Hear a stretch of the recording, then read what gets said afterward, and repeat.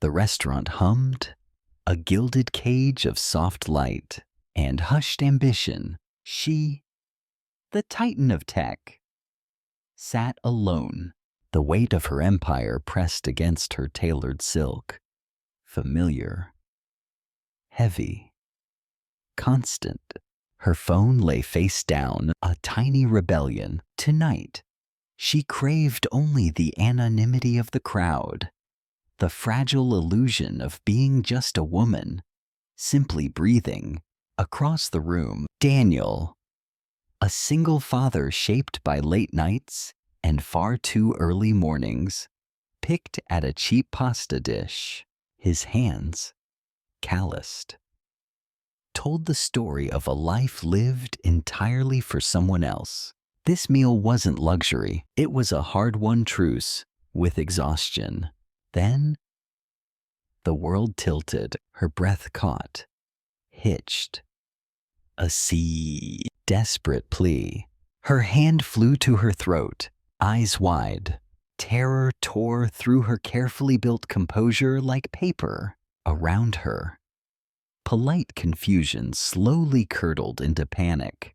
A chair scraped, a gasp, glass shattered. But before chaos could swallow the moment, Daniel moved. No hesitation, no thought for his own anonymity. Years of reading the quiet warnings in his daughter's labored breathing had sharpened his instincts to a razor's edge.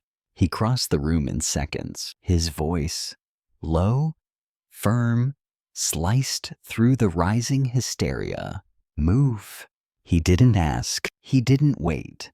His arms wrapped around her, the practiced press of his hands, a brutal, life-saving intimacy. Once, twice, then a third, decisive thrust. Air rushed back into her lungs, raw, tearing, glorious. She sagged, head bowed, hands gripping her knees, life flooding back in a violent, shuddering wave.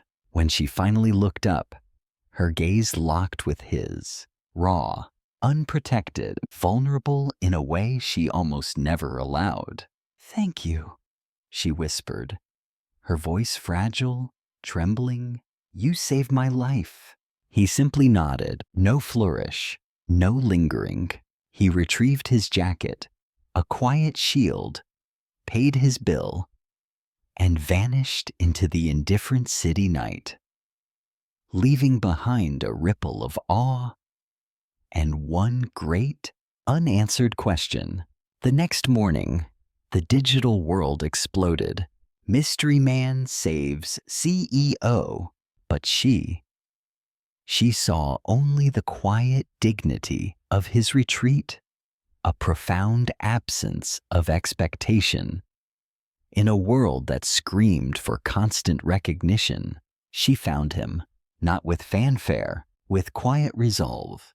His apartment was small, warm with the scent of a recent meal, scattered toys, vibrant splashes of a child's artwork on the walls. This was a life built on devotion, not ambition. "I didn't come to thank you again," she began, her voice softer than he'd ever heard it. "I came to understand." He shrugged, almost dismissive. "There's not much to understand. Someone needed help. You could have stayed," she pressed, eyes searching his. "Claimed your story. I have a daughter," he answered, gaze steady, unwavering. She was waiting. Those words struck her, not with sadness, but with a clarity so sharp it almost hurt.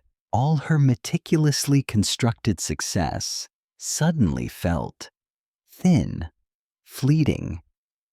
Against the quiet gravity of his world, they spoke of life, of fear, of the fierce grip of responsibility. He asked for nothing, expected nothing, and in that absence, he gave her more than a rescue. Before she left, she risked one last question. "If there's anything at all he thought. A long, weighted silence. Just make the world a little safer, he finally said, eyes meeting hers. For people who don't get headlines, she nodded. A silent vow settled deep inside her. The story faded, swallowed by the relentless churn of news cycles. But beneath the surface, something stirred. Daniel received an offer. Flexible hours, better pay, real benefits, an opportunity that wove itself seamlessly into his life. Instead of tearing through it, his daughter's school gained new funding. Quiet CPR initiatives bloomed across the city, all tied to a foundation newly devoted to silent heroes. And the CEO, she changed too. Her gaze in boardrooms lingered longer. Her questions shifted. Success, she realized, wasn't only about growth. It was about who was protected by its reach. She listened, truly listened, to the stories no one ever told. They never became friends, not in the usual way. What they shared was deeper, forged in near death, and selfless action. Once a year, a handwritten note arrived. Simple. She's doing great in school. Thank you. And once a year, he received his own, equally brief, still breathing, still grateful. No cameras, no headlines, just 2 lives. Irrevocably altered, bound by the quiet courage of an ordinary man and the profound understanding it awakened in an extraordinary woman. Because sometimes, the greatest heroes don't stay for the applause. They simply fade back into the crowd, leaving behind the soft, enduring ripple of a world made just a little bit safer, a little more human.